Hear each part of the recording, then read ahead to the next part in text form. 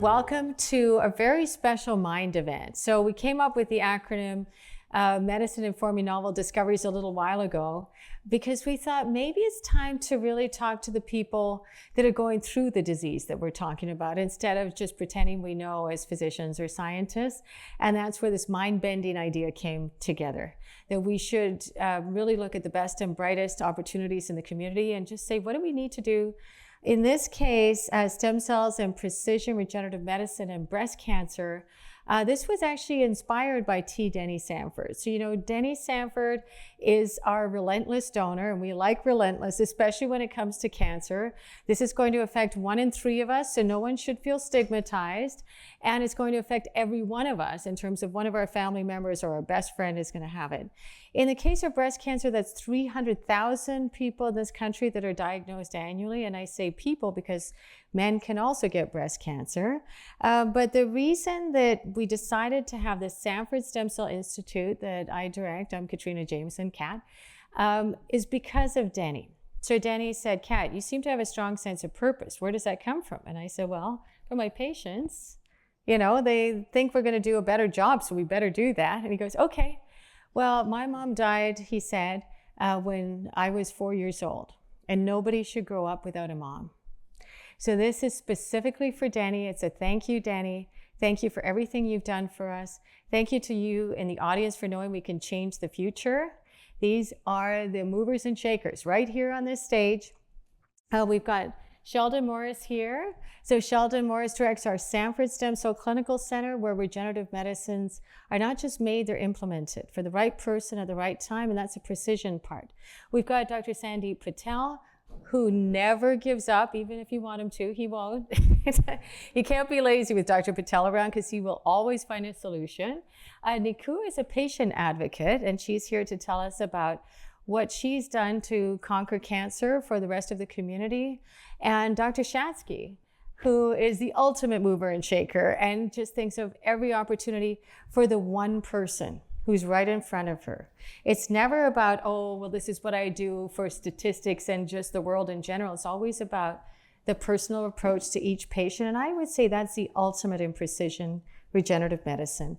So that's a term that refers to having precision diagnostics, and regenerative medicine enhances repair or regeneration of the tissue by targeting cancer stem cells. So I could go on ad nauseum because that's what I like to do, but I would like to just start by introducing Dr. Morris. So Dr. Morris actually got his M.P.H from Harvard on how to develop clinical trials and also mathematical modeling of epidemic disease spread. At the time, we thought, well, maybe it's not relevant. Epidemics, well, we've just been through one. But we still have a cancer epidemic. And this is a big challenge for our community. So Sheldon's going to tell us a little bit more about the Sanford Stem Cell Clinical Center. He was doing infectious diseases before we convinced him to come over to the bright side and work with us. And so he will tell you about everything that's going on at the Sanford Stem Cell Clinical Center. Thanks, Sheldon. Thank you. Thank you, Kat. So I'm sort of the warm-up act here for the main time that folks that are going to come up later. But what I wanted to get done today is just introduce you, for those that aren't aware so much of the Sanford Stem Cell Institute and the clinical center in particular, because that's what we run and that's where all the clinical trials happen for regenerative medicine. And then I'm going to hand it off to Dr. Patel, and he'll take us to the next step and sort of ease our way into the idea of cancer and the breast cancer talk. The Institute is, like Dr. Jameson had referred to, is set up largely through philanthropy of Dr. Denny Sanford. We're here to be a global leader in regenerative medicine, and we're sort of like epitomize the bench to bedside concept. We have parts of the Institute are arms that are really working more on discovery and then making more innovation towards getting to actual translating that into a first-in-human studies. And that's kind of where I come in, is running our unit so that we try to run the regenerative medicine studies. And I'm going to tell you sort of like what studies we're doing right now. And in particular, I was going to, angle this and sort of like how we're impacting women's health as well through some of the studies that we're doing. A big part of that is our alpha stem cell clinic. Dr. Himmelton is actually the PI for that, which is funded through the California Institute of Regenerative Medicine.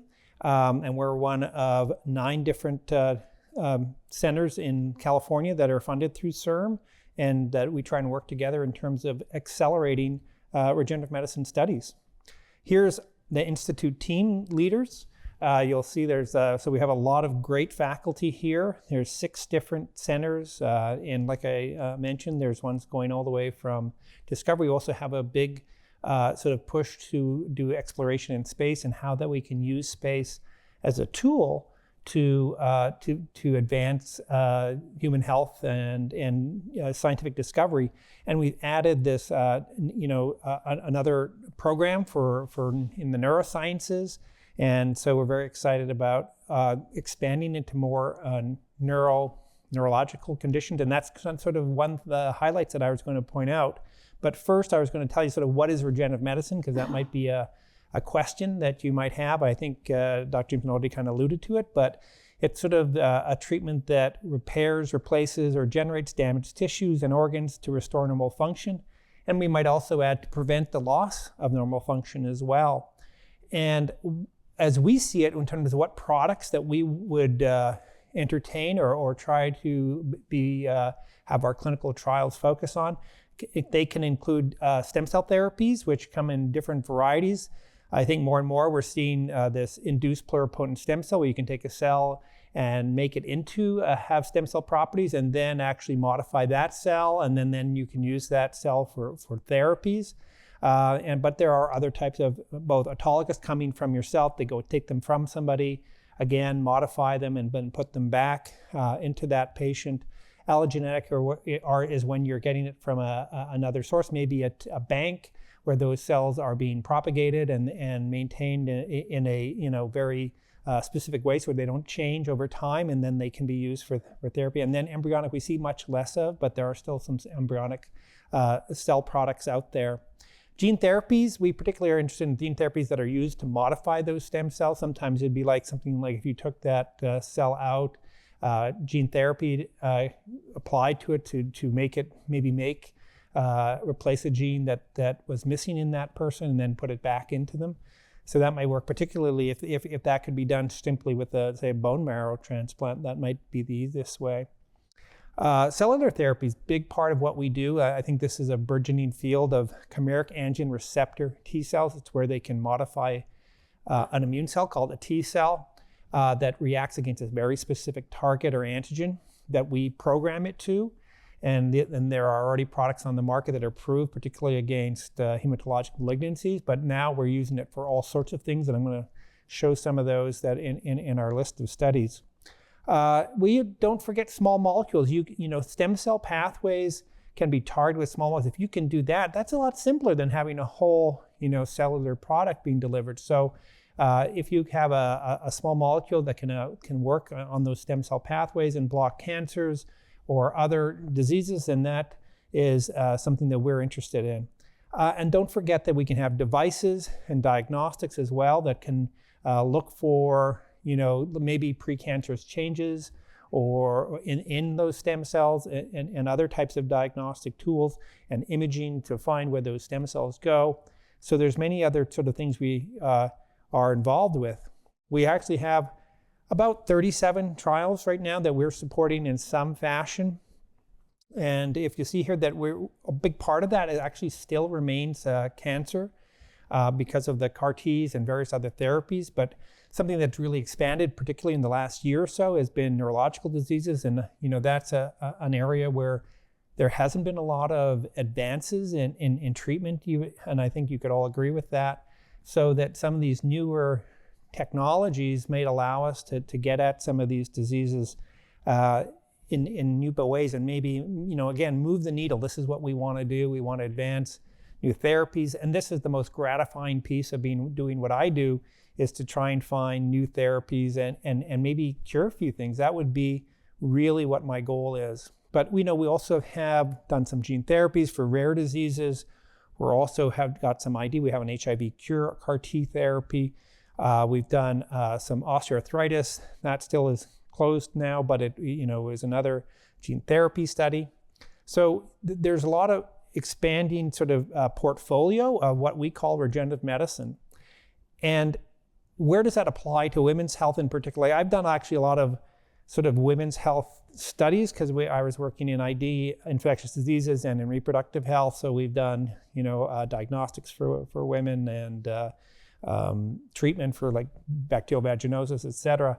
But here, what's really interesting is where regenerative medicine comes to play because of the disparities sometimes we see of women having higher levels of some of these. In particular, I wanted to highlight things like multiple sclerosis, where women are affected 3 to 1. And we just have opened a new study, which I'm going to talk about with the next slide, that targets multiple sclerosis and other diseases as well. I talked about osteoarthritis of the knee. That's, again, 2 times more likely in women. And then we just finished, we've done all the enrollment that we can do. I don't know if they're going to open up another group. That was a lot of interest in that because a lot of people do have that condition as well. And then autoimmune conditions also are also something that is highly represented in women. If you think of lupus, most people that have lupus, for example, are indeed women. And then, of course, there's things such as stress incontinence or other sort of anatomical issues that happen after menopause. And we have some of the people that we are in our institute that are actually working on this. I mentioned some of the sort of device, I guess this may fit as a device more, but they're working on extracellular matrix. And in this paper in particular that was published as recently, this is Karen Chrisman, who helps run one of our institutes, in terms of treating that genitourinary syndrome of menopause. And on what you're looking at, I think on your left-hand side, it was actually the Genesant one, which was this to modify ILRA1, I believe, was the gene therapy that was applied in that one.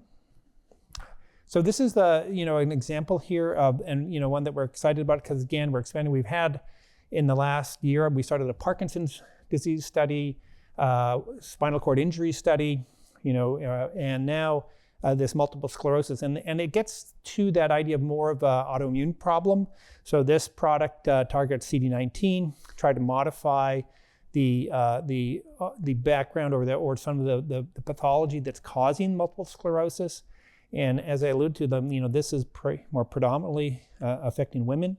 And so right now we're enrolling this one for progressive multiple sclerosis. And if you've had patients with that, you really are looking for some new avenues of treatment. And this hopefully will be one of them. And we have a lot of interest in trying to work with our rheumatologists, gastroenterologists, and trying to bring in this sort of autoimmune target as with CAR T therapies and other ways into our clinical center.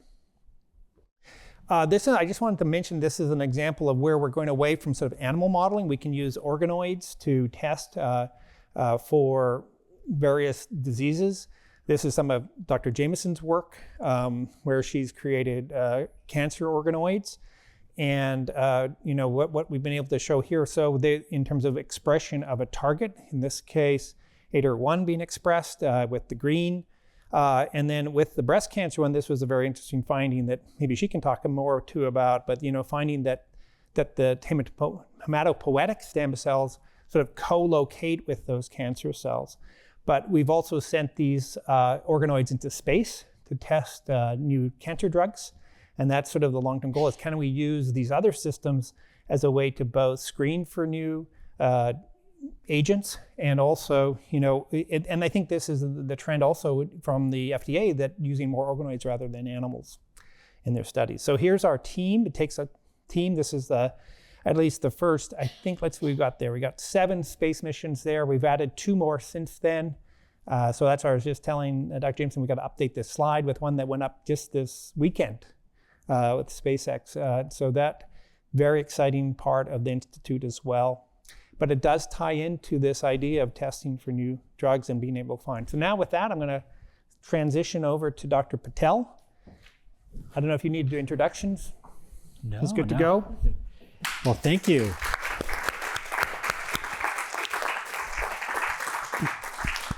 No, really nice introduction, and just really just shows the power of teamwork, how much we're able to do and go from bench to bedside to the community to space. And so my job is to orient us around some of the clinical trials. And just like the Padres, my job is to help the person batting ahead of me and also the person who's going to be batting behind me in terms of the kinds of clinical trials that we do. We have a wonderful group and team in the clinical center. And I think it's really important to take a step back that when we go from bench to bedside to these clinical trials that we're talking about, it can take anywhere from 5 to 10 years. And one of the ways we're trying to accelerate these discoveries is through these teams that are formed that have expertise across multiple disciplines. And so you heard about clinical trials in cancer, in neuroscience. And so really this team-based science that cuts across the traditional boundaries we have in departments is really how we move the needle forward. And so the Sanford Cell and Regenerative Medicine Inpatient Service and Komen Outpatient Pavilion Clinic are really a testament to this kind of work. You'll see a patient who has multiple sclerosis, then you may see a patient who has breast cancer, then you may see a patient that has lung cancer. And the California Institutes of Regenerative Medicine fund this through the Alpha Clinic Network. And these are members of our START team. These are the folks who help us get these clinical trials up and running, get these grant proposals up and running, because funding for science is especially important now. And then also in terms of training and education, we have a fellowship where we train multiple different advanced fellows. In the past year, we trained someone in dermatology, in neurosurgery, and in rheumatology. In the prior year, neuroscience and cancer. It just shows a diversity in the type of specialties and diseases that we're able to train the next generation of regenerative medicine physicians. And so you see many familiar faces up on stage and in the audience. It really does take a village, multiple different specialties, multiple different not only tumor types, but disease types that are taken care of. Some folks chose a photo maybe a little younger than what they look nowadays, but we won't judge. But it really does take a village. We have a wonderful team of APPs as well, and specialize across multiple disease types. I think the fundamental concept that unifies all our talks is really around cancer stem cells. And so we talk about stem cells, we're not talking about cells that are derived from an embryo, but here these are cancer stem-like cells. These are the cells that even after chemotherapy, you think everything's gone, and then the cancer comes back. And so these are not dissimilar from the types of stem cells you have for wound healing and repair or bone marrow regeneration.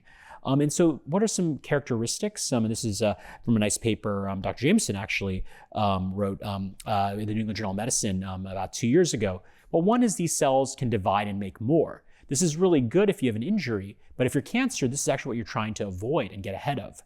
Differentiation. These cells, if all they do is become more stem cells, hopefully they don't cause too much harm depending on the type of cell they are. But if they differentiate in other types of cells or unfortunately spread to other locations, this is what we call metastasis. And it's a major problem in what we have to fight in cancer. Quiescence. So oftentimes these stem cells can become dormant and then avoid chemotherapy, avoid radiation, because if they're not dividing, they're not sensitive to our traditional modalities of treatment. And then therapeutic resistance. Even our targeted therapies or immunotherapies, these cells can actually get rid of what's being administered by efflux pumps or just being resistant and hunkering down. These are real problems. And so can we do something to the stem cell niche to allow for these cells to be targeted, and so we can cure cancer and other diseases once and for all? One study you're going to hear more about from Dr. Shatsky is in solid tumors. We've not had the same history with CAR T cell therapy. And the thing about cell therapy is it's a one-off therapy. It's a very intense regimen. But the idea is once you give the T cells, these are living drugs. These are cells that divide in you. They're serial killers. They become memory T cells over time. And if you get a remission, the hope is that your remission is forever. And so can we extrapolate into solid tumors? Can we extrapolate this technology into autoimmune neurologic conditions? This is really the active area, and this is where Dr. Morris was mentioning some of our work. So in solid tumors, we use loss of heterozygosity as kind of a friendly flag, because what happens is with CAR T cells, if you have that target even on normal cells, let's say mesothelin, turns out having a low level expression of that target in the lining of your lung, in the back of your eye, that's all it takes for that cell to attack. And so it's that friendly fire we're trying to avoid. And that's what we can do with some of the novel technologies. And this is really precision medicine. We're looking not only at the patient and the kind of be the match HLA type, we're also looking at the tumor as well, whether the patient has that target, and it's a safety gate for these patients. This is a target across multiple tumors types, including a third of pancreatic cancer, a quarter of lung cancer, breast cancer, about 15%. And so we're seeing this more and more across multiple tumor types. Now, another very active area in cancer research is use of artificial intelligence.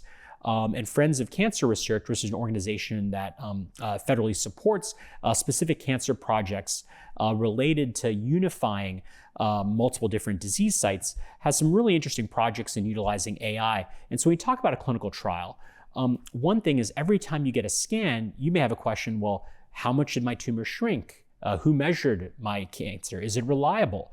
And so they have utilized AI-based algorithms to actually standardize measurement of the burden of cancer over time for patients. And this is just their first project. They have multiple other projects in AI and pathology, for example, defining an entity that Dr. Shatsky knows more about called HER2 low or HER2 null disease. And then also actually identifying patients who benefit from antibody drug conjugates, which are a new type of targeted therapy as well. We're actually utilizing AI in clinic at UCSD. Many of our patient visits with patient consent can be done with AI note taker. And the beauty of this is you get to focus on the patient rather than typing your note. And so it actually allows us to do what we want to do, which is talk to folks rather than being in front of a screen all day.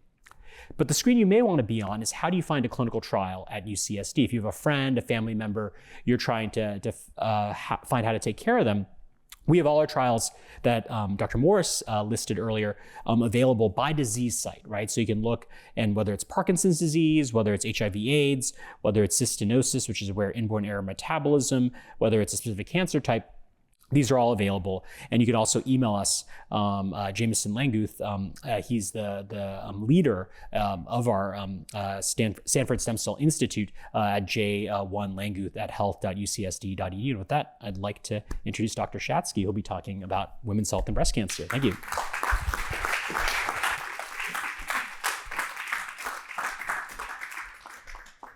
Thank you for that lovely introduction. I just want to give a little history here. So I am the head of UCSD's breast medical oncology department, meaning that we give systemic therapies for breast cancer. We have breast surgeons, they're the ones that cut it out. But medical therapies for breast cancer are very important as far as reaching that idea of cure and making people who currently have stage 4 disease live longer and live better lives. And how does that cross over with stem cells? Well, breast cancer has a huge stem cell issue, cancer stem cells. So breast cancer is one of the kind of rare diseases that you can have a tumor in the breast, have surgery, have hormonal therapy, and it can, because of cancer stem cells that were in that original tumor, hide in the body in a dormant state, usually within the bone marrow, and relapse and cause stage 4 or metastatic breast cancer up to 30, maybe even 40 years later. And so breast cancer is really the primary disease of studying these cancer stem cells because we know they exist. We know that surgery alone is not a cure for breast cancer because we've been operating on breast cancer for hundreds of years. It's an ancient disease. We found it in ancient mummies. You can see fungating breast masses there. Our famous surgeons that created the Department of Surgery and all of the greatest accomplishments, one of the most famous surgeons in the world, William Halsted, he was known for doing the most aggressive mastectomy surgeries. So he would take out not just the breast, he would take out the fascia, the pectoralis muscles, then he started taking out more and more ribs, and it wasn't curing women of breast cancer because it's not a surgical disease.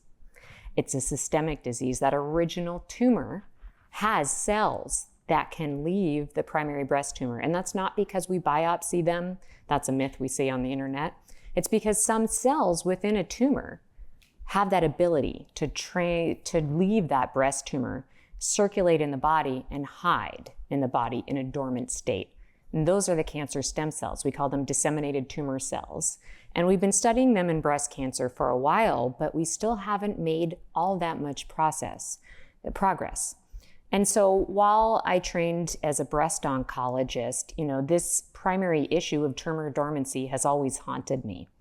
And, while I do breast cancer clinical trials in all phases, the idea that we need to have a way that the immune system gets rid of these cells was always center in my mind. And so the crossover between the cell therapies that we do that can train the immune system or change the immune system to get rid of those cells, in addition to treating the cancer and making people live better, is something that's been central to my research goals as an investigator, as a physician scientist forever.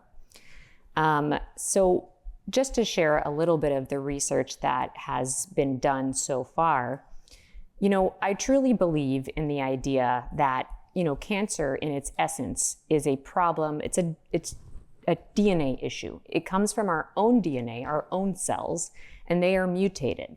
And so each person's cancer is entirely unique, and it's as unique as their DNA. So I never treat two patients in clinic the same, because there would be no reason to. They have very different drivers of their cancer. They have very different sensitivities to medicines. And in my clinic, we utilize not just DNA of the cancer, but we utilize the RNA, the protein level, the expression, the response to therapy in real time, and monitoring of the changes in the cancer's DNA as we go along to decide what the best ways to target the cancer, control it, and or cure it are. And so here we have, this was the genomic profile of one of my patients' cancers recently, and it has all of these different mutations with all of these different pathways that the cancer is trying to utilize to grow. And by blocking these and not allowing that, we can induce cell death of those cancer cells. They go into what we call their apoptotic pathway. And it's not good enough to just block one way, because then the cancer, it finds another way. It's like a chess game. And so blocking multiple pathways and making sure that that can't happen is my job. And so I use a combination of genomically matched therapy and then targeted therapies. Dr. Morris was talking about some of these oral targeted therapies that are really novel that can do some of this. And then on the more extreme side, when I can manipulate the immune system, we do cellular therapies. We use immunotherapy, but it's all about training the immune system to recognize what it can't see. And it's not about weak immune systems. That's a myth we see on the internet as well. It's not that someone's immune system is weak to let this happen. It's that the cancer's tricky. And it's the cancer has been able to hide itself. And we need to unmask that, and we need to train the immune system to recognize it so that we get long-lasting control. So this was a homegrown project that many of us, Dr. Jameson especially, was involved with me. So this was a monoclonal antibody, a cellular product, a human targeting protein that was developed in the laboratories here at UCSD. It was called Cirmtuzumab because it was funded again by the California Institute for Regenerative Medicine. That's where that name came from. Very clever. Well, so that was developed in our labs here. And we found first, Dr. Tom Kipps, who works with us frequently, found that this could be really helpful in the disease chronic lymphocytic leukemia, CLL. And what we started realizing, though, is the target that this goes after, which is called ROR1, is a protein that we call an oncofetal protein, meaning that as a fetus is developing in utero, some of these proteins are expressed, and they're very stem cell-like because they have the pluripotent ability to turn into different organs as the baby needs. It needs to develop its nervous system, its circulatory system, its GI system, and so it expresses proteins that allow the cells to differentiate at the time into that. And when a baby is born, and in human adults especially, these proteins are turned off. They're no longer expressed. However, some cancers co-opt that idea and they start re-expressing these proteins, which makes it an ideal target for drug therapy because these are things that are expressed on cancer cells and not on healthy normal cells. And so in the laboratory, we started exploring this concept. And we also found a sister protein now. This was the ROR1 story, but we also found a sister protein called ROR2 that we're now really focusing on and is attacking as well, because this protein is expressed on many different nasty solid tumors. It's on breast cancers, pancreatic cancers, colorectal cancers, prostate cancer. And so it's a really ideal target for drug development and for suppression of the ability of these cells to differentiate and spread and divide and survive. So with the help of the Regenerative Medicine program and the Alpha Clinic and the California Institute of Regenerative Medicine, I was able to write a clinical trial using this antibody in combination with the chemotherapy. As you can see here from this graph here, in the laboratory, we saw that when you combined it with the most common chemotherapy given in breast cancer, paclitaxel, it suppressed tumor growth much more dramatically. So I was able to write this trial and treat myself 19 different women who had metastatic or advanced stage 4 breast cancer with the antibody. And we were seeing really good results. Some patients on the trial had really durable responses where we dropped the chemo very early and just continued the antibody alone. One of our patients had a durable response of over a year and a half just on the antibody, which had absolutely no toxicity when given alone. So these are slides from one of our patients' tumor samples where you can see high-level expression of ROR1 up here, a little bit lower here. These are normal cells, a normal non-ROR expressing tumor type. And we were able to take biopsies for patients on trial, evaluate how much ROR1 was expressed. And now in the next phase of this, when we're looking at ROR2, which seems to be an even better target even maybe than ROR1, or perhaps synergistic, the two, we're doing imaging studies even that are injecting patients with dye that enables us to see where in the body these cells might be that express ROR1 and ROR2. And then after they have this imaging study, we then give them drug products that are developed against ROR2 or ROR1 and even conjugated from tiny little chemomolecules that are introduced specifically into the cancer cell. And they only treat that cancer cell, but then they have a neighboring bystander effect where they kill the neighboring cancer cells in addition to that primary tumor, thereby minimizing any kind of toxicity as well, since it's not expressed on the healthy cells.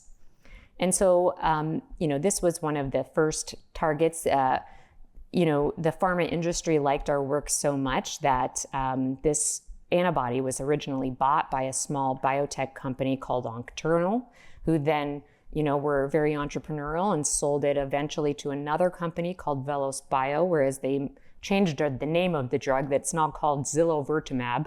If you Google my paper on the subject, it's Zilovertamab, even though I really miss Cirmtuzumab as a name.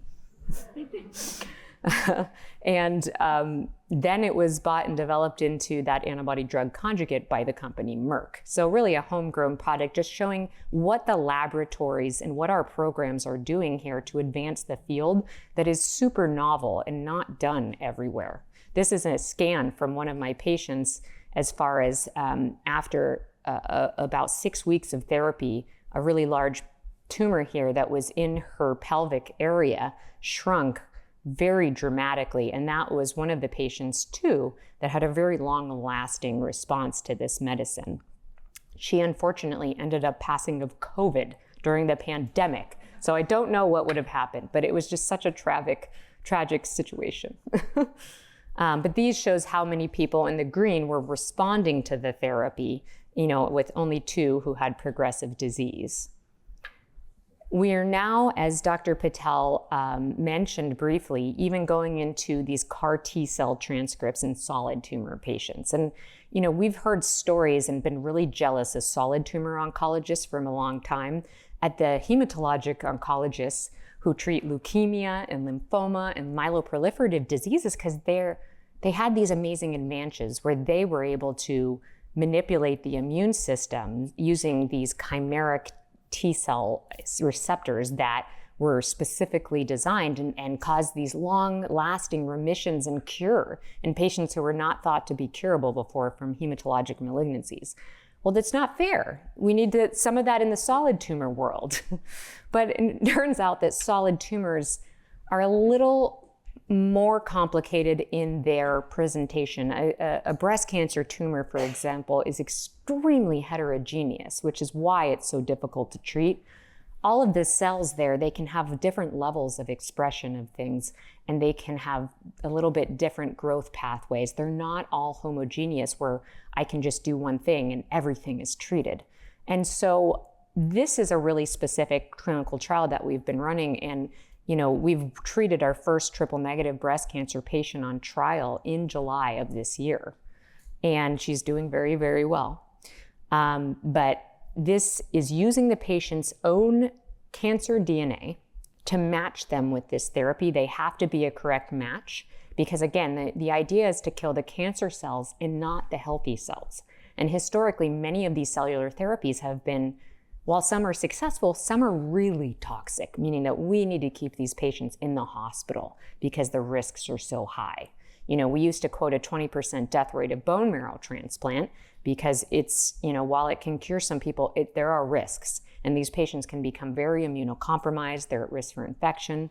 Well, we want to minimize that and bring it into the next generation where it's not so dangerous and these are more easily accessible. And so this trial is really a great example of that because it matches the patient's own DNA that is expressed on their white blood cells and their immune system, and then features of the cancer that make sure that you are only targeting, and those immune cell attackers are only targeting the cancer cells. So you have to be a very specific match like this, just like a bone marrow transplant. But we basically decrease the normal T cells or decrease the normal lymphocytes that are proliferating in a person's body so they accept this cellular product that we infuse, just like a bag of normal saline. And then those specialized white blood cells, they go and they attack the cancer. And on this trial, which is going, and not just our site, but several other sites around the country, we're seeing really impressive things, but key, very low levels of toxicity. Our patients aren't having tons of seizures. They're not having fevers to 105. They're not getting full body horrific rashes, which was the early generation of cellular therapies. So, overall, very promising for the future. This is the Denali 1 protocol, which is what our CAR T-cell protocol is called. The company is pretty clever. They have an entire protocol of screening where they match the genetically matched cancer and white blood cells called Basecamp. They have this whole big Everest theme. Basecamp screens the patients, then they get matched. And if they're a match for Dr. Patel's side of the trial, then they go on to Everest 1. That's his protocol. And if they match this part of the protocol, they go on to Denali 1. And I think they're next, they're going to go for K2. Yeah, like any kind of giant mountain, that they can think of. Kilimanjaro, I don't know. But it's all about reaching the next level in cancer therapy that is less toxic, more effective, and can do what we never thought was possible before.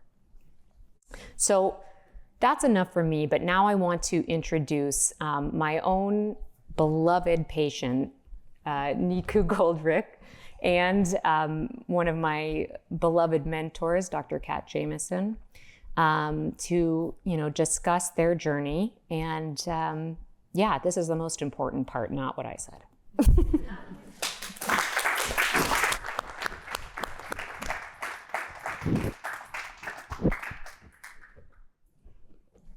I can't tell you guys how happy it makes me as a metastatic breast cancer patient to hear this. Okay, big hand for these guys.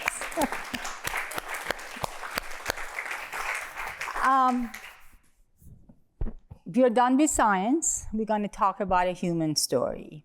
The story I'm going to tell you is going to be in two parts.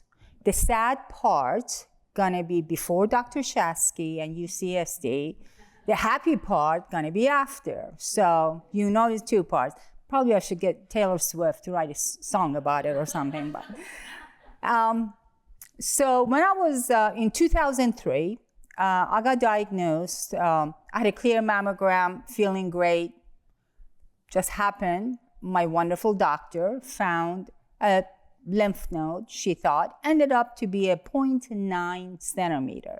For those of you that speak metric, you know how small that is. At that time, they really didn't know much about lobular breast cancer and what a tricky disease that was. I got treated at Yale New Haven. I was living in Connecticut then. All the standard treatment, they told me you're cured, you're good. Two young boys, I was just so happy to get out of there. Fast forward to 2002, 3 years ago, I started having a lot of GI issues. I was getting care north of here. I won't mention doctors or hospitals or anything, but it was north of here. So, and everybody started just ignoring it. My care team, my oncologist, everybody, they said, oh, is irritable bowel syndrome, you're fine, you had clear colonoscopy, clear endoscopy. They did a couple of scans, nothing showed up. They just call it, you're fine, come back in 6 months. Well, as my husband of 45 years could tell, I'm an incredibly stubborn person. So I practically checked myself to a different hospital. And I said, I have this severe abdominal pain, open me up. And they did, just you go to emergency room and complain enough.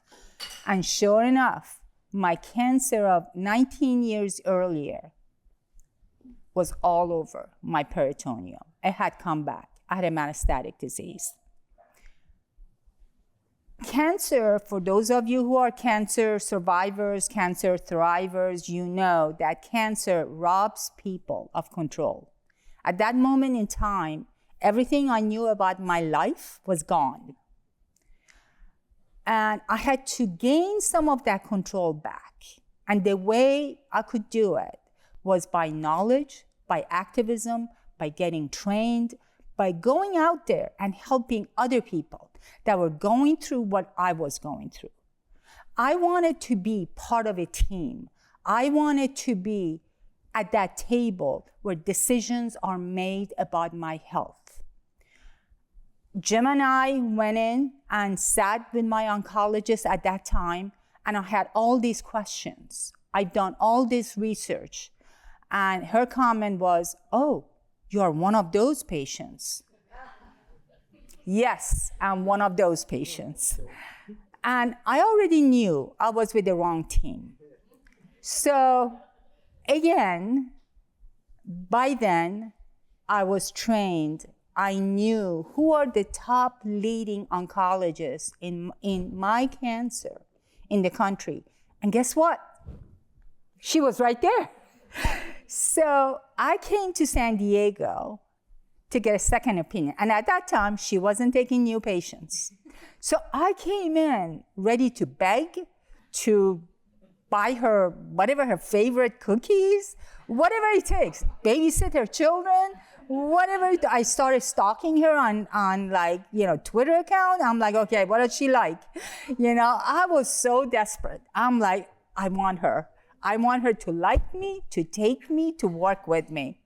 So I came in, and guess what? We just somehow bonded on our first, get together.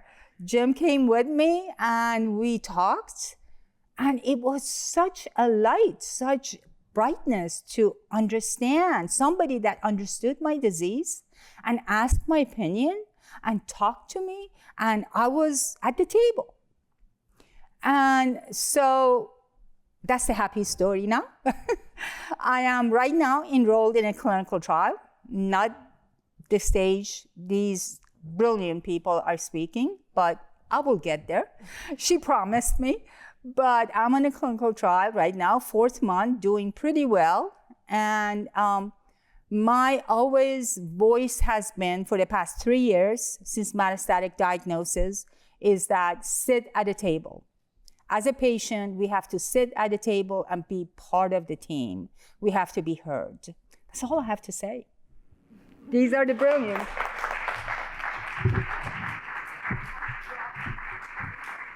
Well, thank you so much, Nikoo.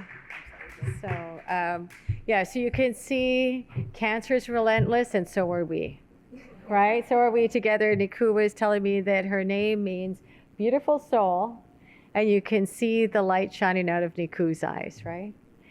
That's what we need. So, we welcome everyone to be at the table with us as we develop the next precision set of diagnostic strategies and therapies.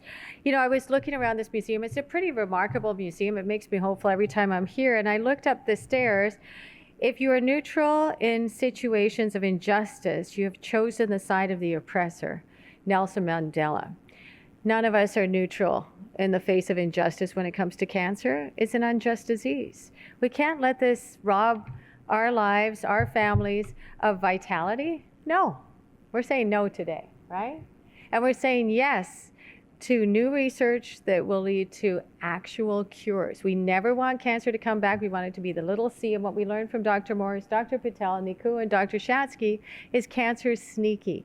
It can clone itself, and it can evade the immune system, and we want to stop both those properties. We're making drugs in real time that do that. They could be small molecules, monoclonal antibodies, Cirmtuzumab, cellular therapeutics, as we heard with Dr. Patel leading the charge on our inpatient service.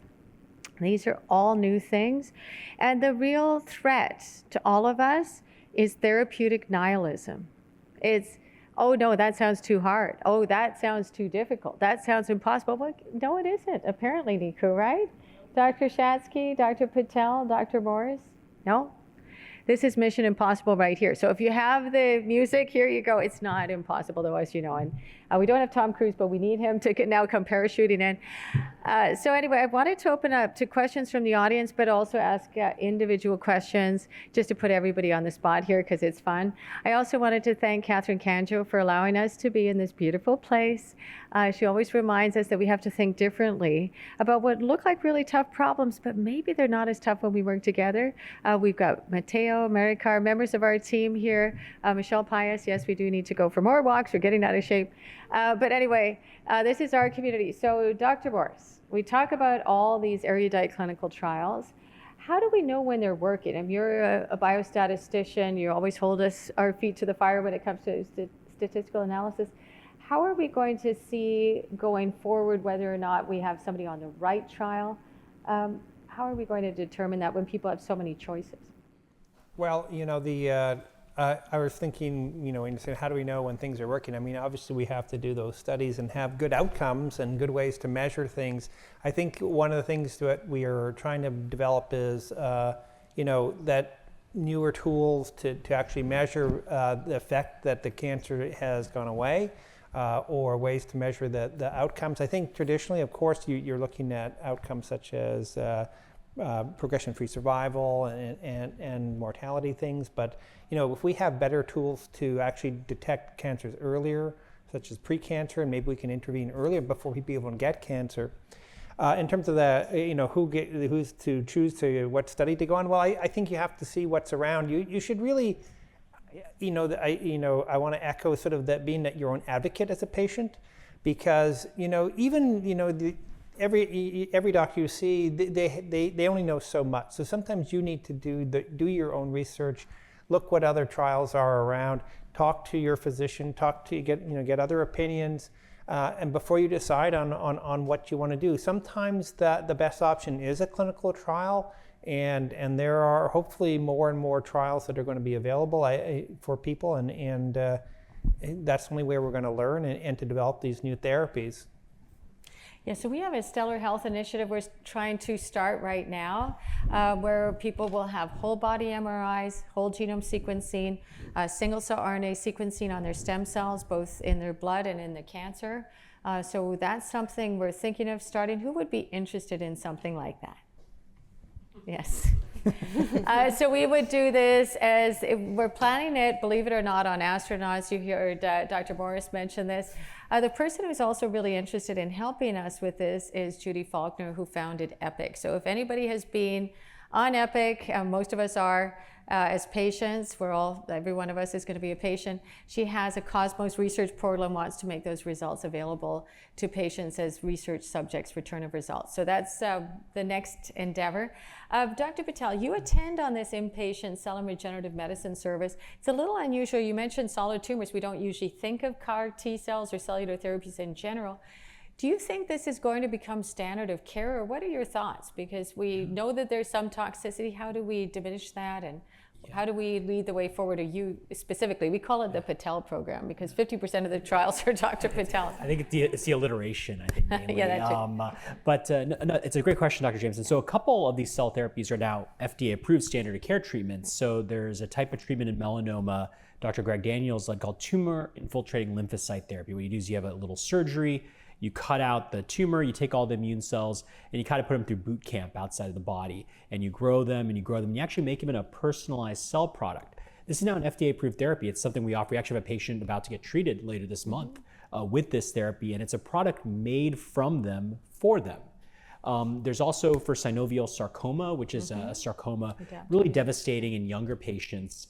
We have a cell therapy there. That was a clinical trial, and now it's FDA approved in solid tumors as well. And so the way we do this is working with the disease experts, making sure there's expertise not only in the disease, but also in giving the cellular therapeutic as well.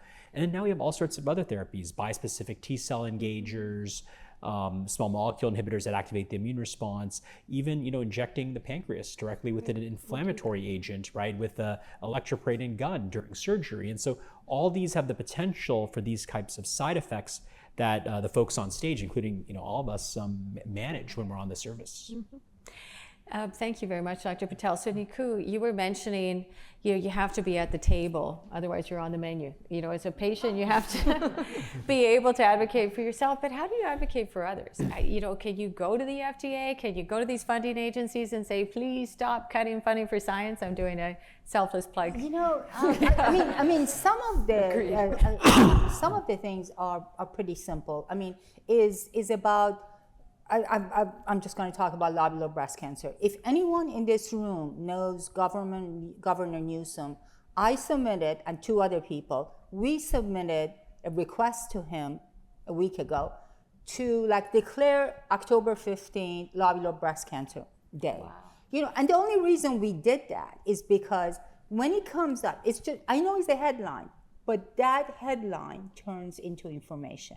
That turns into patients saying, oh, that's what I have. Oh, these are the questions I should ask. So we could do something little, as simple as I write a letter. Governor Newsom, I'm not your best friend, but please do this for us, And we have some of the top researchers in the country, right here in the state, And so it starts with little steps, and it has a much bigger effect. And also, I think more organizations that I work with, just as more patients are informed that yes, they can ask a question, they can be part of the conversation about the treatment, so forth, that grows, they keep paying it forward. So speaking of paying it forward, we have a lot of people in the audience that want to ask questions, but Dr. Shatsky, how do we prevent ourselves from becoming lazy and think we've got enough therapies? What keeps you going to keep doing this? Yeah, my patients, and that is a really big downfall of a lot of the way that I think the health system has functioned to, doctors are somehow losing that, and that's definitely not something that I don't think I could ever lose. I wake up in the morning, and I tell my patients this every day in clinic, I am here and I get up in the morning because I want to see this. I want to see you doing better. I want to see you feeling better. I want to see that our therapies are working. And that's really what drives me. But I try to teach that as a professor at the university to our younger generations of physicians and scientists, because they need that. They need to know that they're here because of a person. And that person could be their mom, it could be their sister, it could be their brother. And they need to treat every single person like they are their family. How do you want to be treated?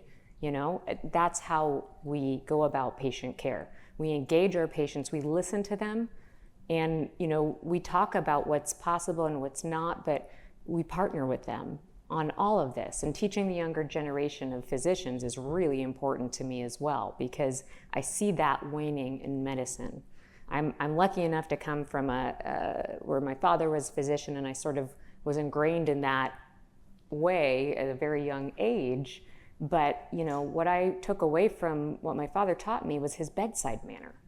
That was the most important thing of healing to me, is how he interacted with patients, how he could make them laugh, how they didn't come away from their appointment feeling worse, no matter what was shared. And so the art of medicine and the science of medicine need to intertwine. And that is why I get up in the morning and do this. It seems appropriate you're in a museum of contemporary art. So thank you so much, Dr. Shatsky. You can see it's a calling, it's not a job. This is what she was meant to do, and I would say the same for Dr. Patel, Dr. Morris, and Nikoo, you're a star. So we got to bring you back for more of these. We did want to open this up for question before the sun sets on our spectacular event here. Did anybody have any questions from the audience? Yes, please go ahead. Yeah, Dr. Shatsky, when do you incorporate regenerative medicine? Is it at first diagnosis, or is it on recurrence, or is it, at what point are you guys bringing it in? Well, so I am very into analyzing each patient and their cancer very uniquely. I don't, if the pathology report isn't telling me what I need to know, I go and I order more studies. I investigate that cancer to the highest level so that I can understand it and provide the patient with a more personalized treatment option. Many may, say, well, in the curative setting, you can't do that, but that's not the case at all. I think that a lot of breast cancer cases, even in the curative setting, are treated wrong, and they're not leading to cures. And so I want to know about the tumor biology.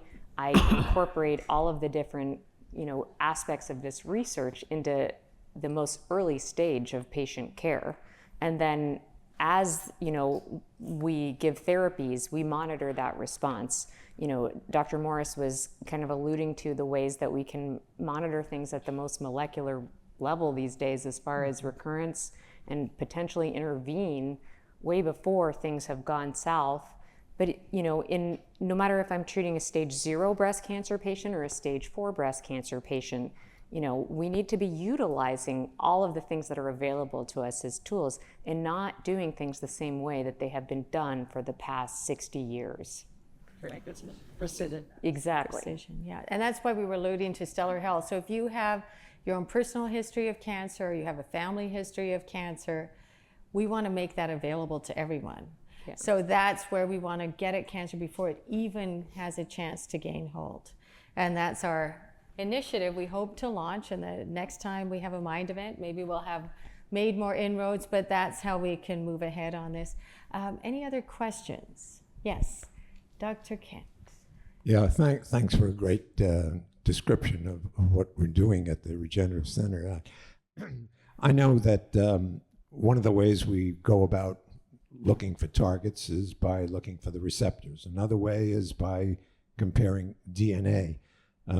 Now that we have a spy, Ezra Cohen at Tempest, the question is, how do we use the RNA to help diagnose and find the specific treatments for particular cancers? Yeah, I mean, I'll take this from breast cancer and then you go for others, but I'm highly interested in the RNA reports that Tempest is providing us, and I think that information is just as important as the DNA for all of my patients.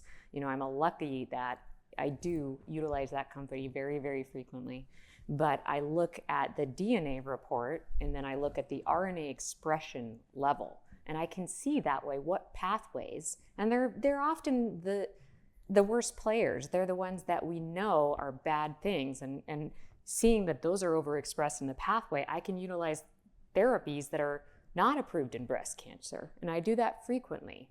I can use off-label therapies to target what needs to be targeted in that cancer.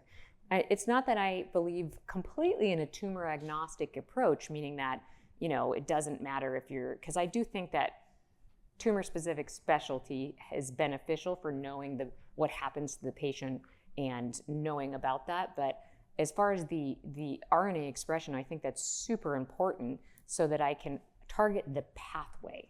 It's not all about a single gene mutation. It's an entirely overexpressed variety of pathways. And they've really done better in this in the hematologic malignancy world, where you can't use just one thing when there's 5 pathways expressed. You have to utilize, multi-drug therapies and think about all of those to block the cancer growth.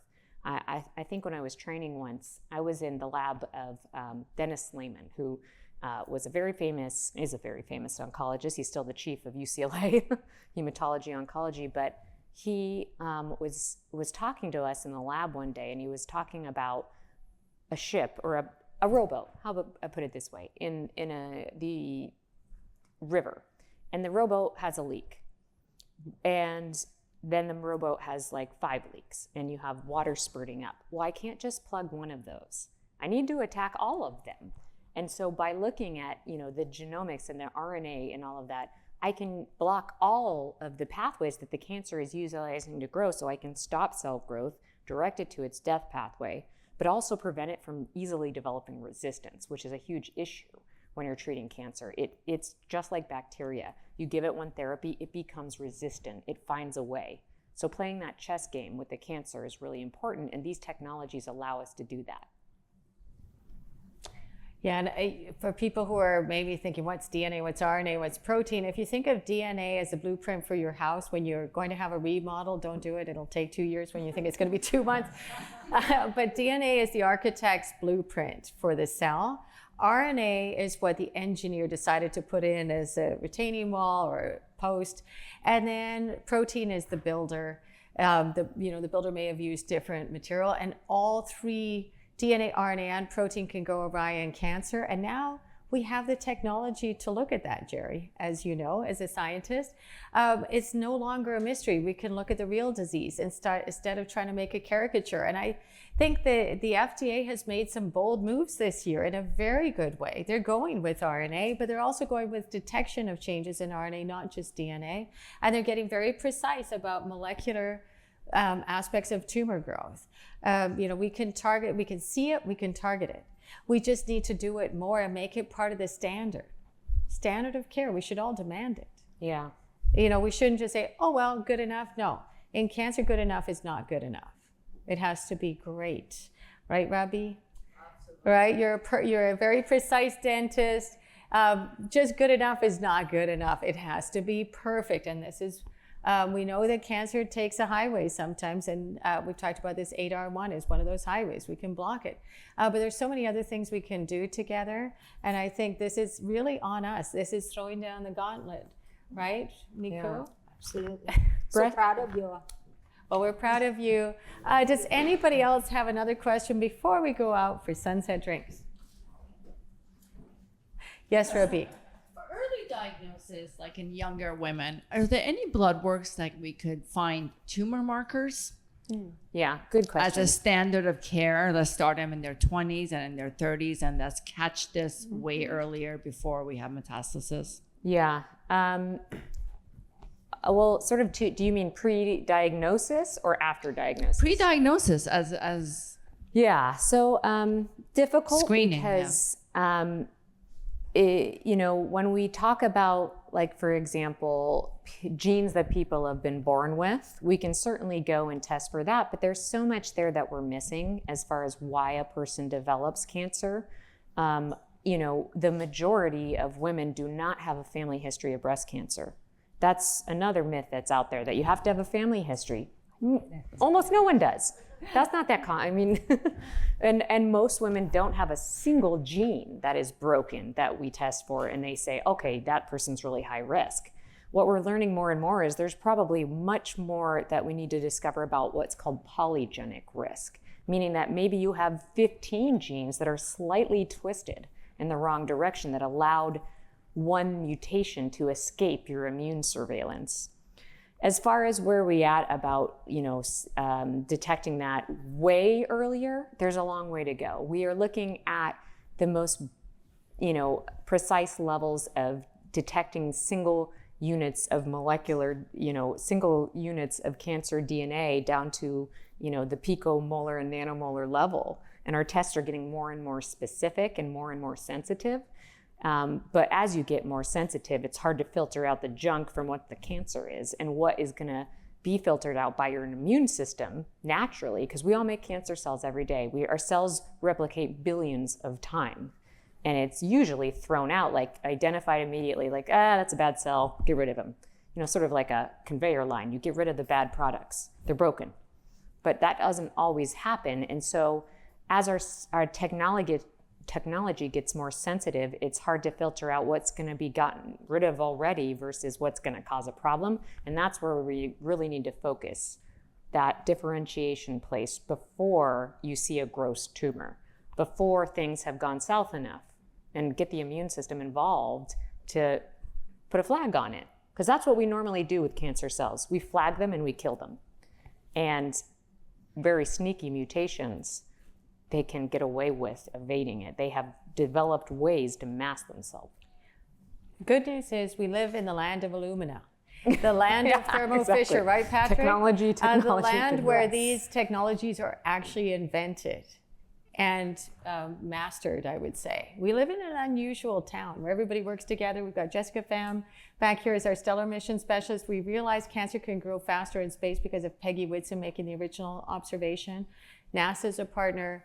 NSF, National Cancer Institute, California Institute for Regenerative Medicine has over $3 billion left to spend. Please tell them you need it for cancer research, and to not stop at just cell and gene therapy. You have a voice, as Nikoo was saying, and we have a stronger voice together. So thank you for being here. We really appreciate everybody speaking in unison to say this matters. And for our participants, Dr. Shatsky, Nikoo. I thought you would say, but she didn't. I want you all to know that she is a renowned author. And she is so humble. She and her husband write. They're USA top winner fiction writers. And so this one is not just a patient advocate. She's not just a patient. She's very famous and a brilliant writer. As you could tell, there is a fan club here. I'm a fan. I'm a huge fan. Yes. And I'm a fan. Well, we'll end on that if she note. wasn't going to say it, I had to. Yeah. Well, we're all fans of each other here. Thank you so much for being here. It really helps to sharpen our focus. And we hope you enjoy the drinks outside.